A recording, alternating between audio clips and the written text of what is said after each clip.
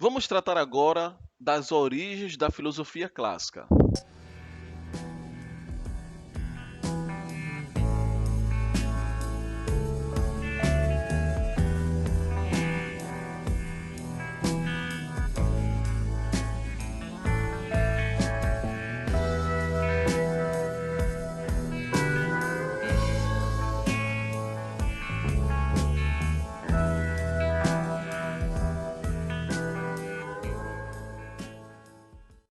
A palavra filosofia, ela tem origem grega e é composta por duas outras palavras, dois outros radicais. Philo, que significa amizade, amor fraterno, respeito entre os iguais, e Sofia, que quer dizer sabedoria. Para todos os efeitos, a palavra filosofia significa amor ou amizade pela sabedoria, ou respeito pelo saber. E o filósofo é aquele que domina essa arte, como alguém que tem amizade pelo saber e deseja o conhecimento. A filosofia clássica, ela tem origens lá no século 7 e 6 antes de Cristo, nas colônias gregas da Ásia Menor, uma região que era denominada como Jônia, lá na cidade de Mileto. E um dos primeiros filósofos de referência foi Tales, Tales de Mileto. Por causa da colonização europeia das Américas, inclusive no Brasil também, nós também somos herdeiros do legado que a filosofia grega deixou para o pensamento ocidental europeu. E é atribuída ao filósofo grego Pitágoras a invenção da palavra filosofia. Certa vez, Pitágoras teria afirmado que a sabedoria plena e completa pertence aos deuses, mas que os homens podem desejá-la para amá-la, tornando-os filósofos.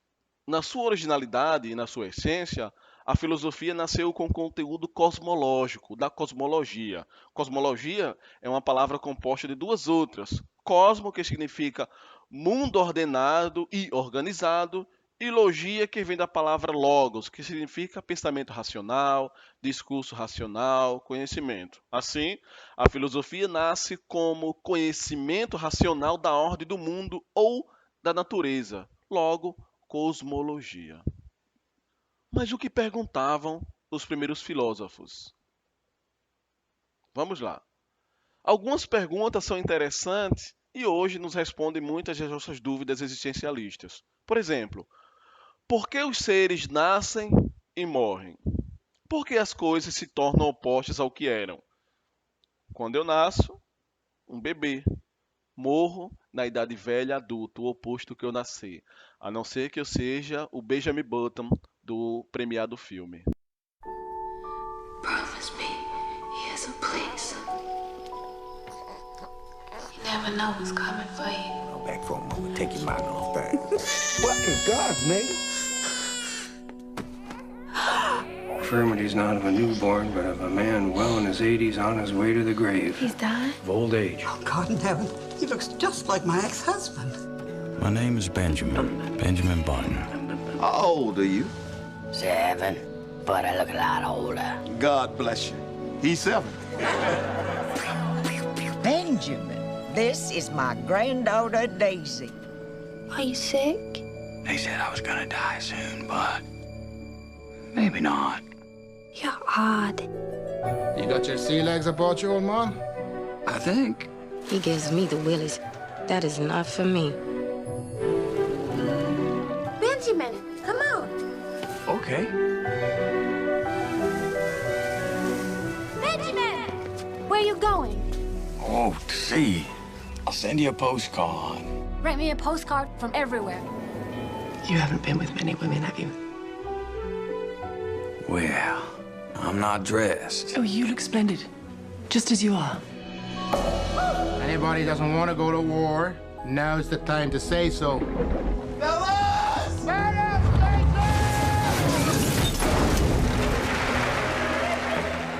Queenie? It's a funny thing coming home. Sweet Jesus! You'll realize what's changed Benjamin. is you. Is somebody looking for me? Hi. Benjamin, what are you doing here? Thought come here, sweep you off your feet or something. This is my life.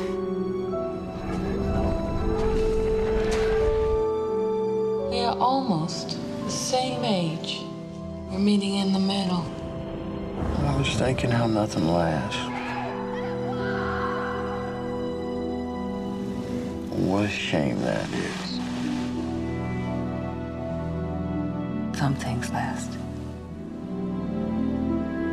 Good night, Daisy. Good night, Benjamin.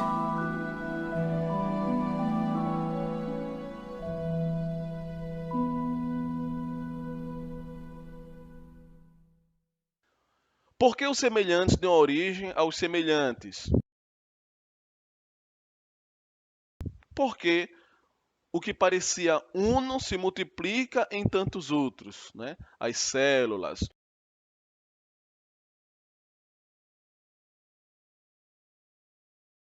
Uma semente que se planta, ela vai dar origem a uma árvore que vai dar outros frutos e multiplicar as sementes.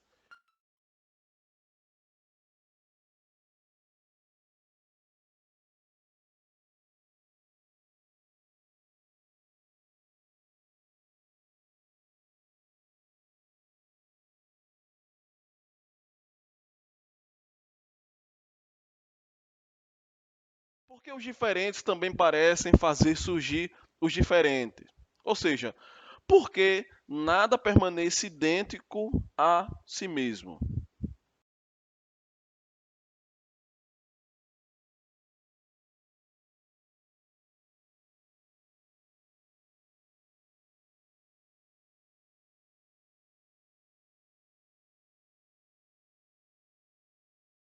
De onde vêm os seres?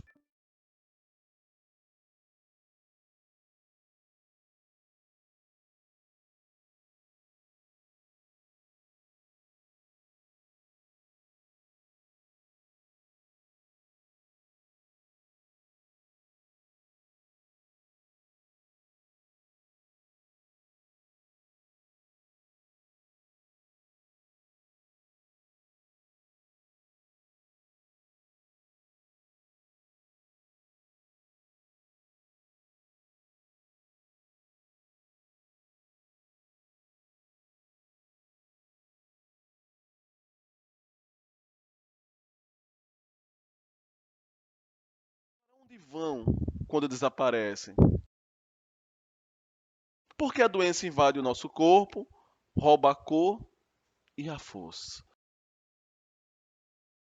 Foram perguntas como estas que os primeiros filósofos fizeram e para elas buscaram respostas. E sem dúvida, primariamente, a religião, as tradições e os mitos explicavam todas essas coisas, mas suas explicações já não satisfaziam aos que interrogavam sobre as causas da mudança, da permanência, da repetição, da desaparição e do surgimento de todos os seres. Assim, surgia o mito. O que é um mito?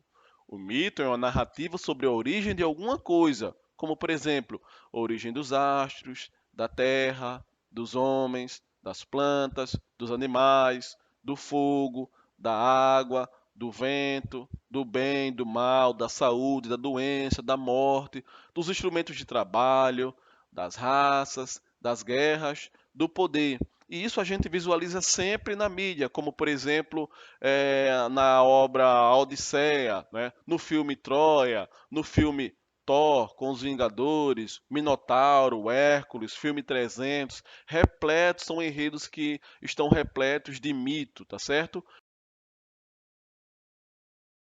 Mito é uma palavra que vem do grego, mitos, que deriva dois outros verbos. Miteu, contar, narrar, falar alguma coisa para outros, e miteu, conversar, contar, anunciar, nomear, designar. Alguém que conversa, que conta uma narrativa a outros, sem veracidade ou não. E o mito, para os gregos, era um discurso proferido para ouvintes que recebiam como verdade a narrativa. Eu chegava, contava uma história qualquer, verdadeira ou não, e as pessoas encaravam como a verdadeira. Por exemplo, que o trovão, toda vez que ocorre, é a ira dos deuses. E as pessoas tinham para si como verdade isso também. Tá certo? E Essa autoridade vinha do fato de que a pessoa que narrava dizia que testemunhou diretamente o que estava narrando, ou que recebeu a narrativa de quem testemunhou os fatos narrados.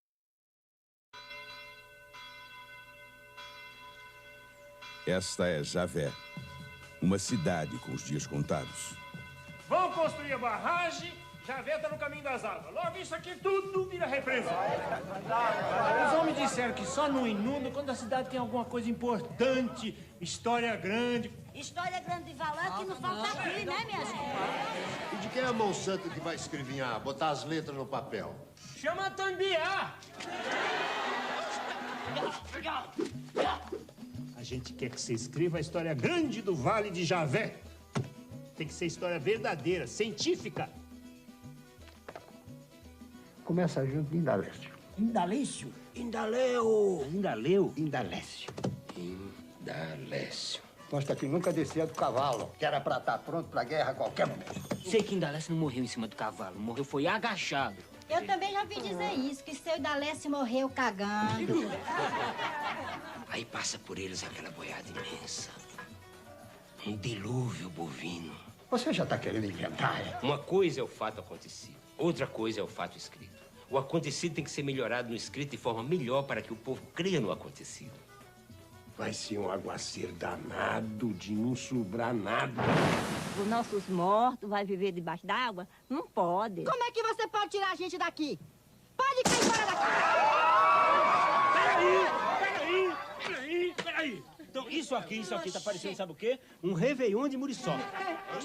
José Dumont. Contar a história hoje é difícil. Eu quero pelo menos um ano de barba grátis. Gero Camilo. Bora, homem. Bora, vamos trabalhar. Eu sou espermatozoide ninja. Nelson Xavier. Ou ele explica essa afronta diante de nós tudo, ou o couro dele não vai ser o mesmo. Matheus Nastergali. Chifre é coisa de homem, boi usa de ousado, que é. Narradores de Javé. Eu não sou o divino. Eu sou o Pokémon de Jesus.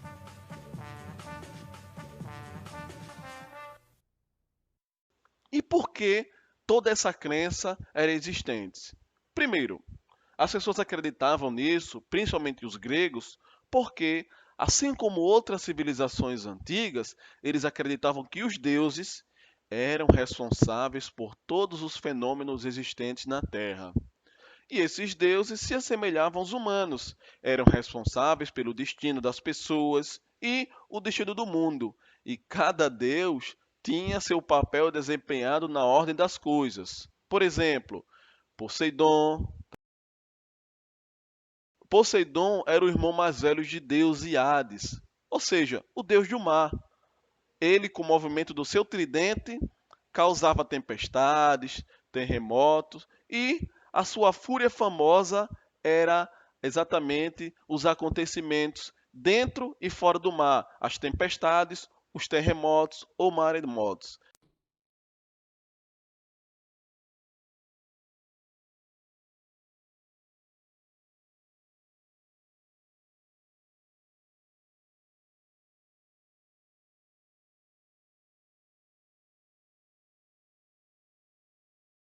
E Poseidon, de acordo com a mitologia, ele vivia procurando aumentar seus domínios em diferentes áreas da Grécia. Outro exemplo de um deus grego é Hades. Ele era o irmão de Zeus e Poseidon e não vivia no Monte Olimpo. O Monte Olimpo era exatamente a morada dos deuses. Hades era o deus dos mortos. Ele dominava seu próprio território, ou seja, o mundo dos mortos. E apesar de passar uma imagem ruim por sua função, não é um deus associado ao mal. E Deus era o filho mais novo de Cronos e Rhea e o líder dos deuses que vivem no Monte Olimpo. Zeus é o responsável por impor a justiça e a ordem, lançando relâmpagos construídos pelos ciclopes. Zeus, ele teve diversas esposas e casos com deusas, ninfas e com humanas também. Inclusive, de um dos casos com uma das humanas é que nasce o Hércules. Essa é a história do início dos tempos. Uma época de mitos e lendas, quando os antigos deuses eram fúteis e cruéis e maltratavam a humanidade. Só um homem ousava desafiar o poder deles: Hércules. Hércules possuía uma força nunca vista antes, uma força superada apenas pela bondade em seu coração. Ele rodeava o mundo combatendo os seguidores da perversa madrasta dele, Hera, a onipotente rainha dos deuses. Mas onde houvesse maldade, onde houvesse um inocente sofrendo, haveria Hércules.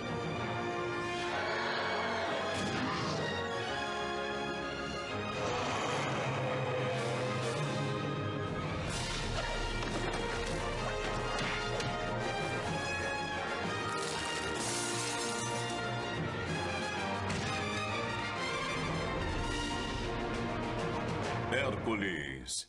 Isso, o Hércules, aquele famoso dos mitos, né, dos filmes e dos livros.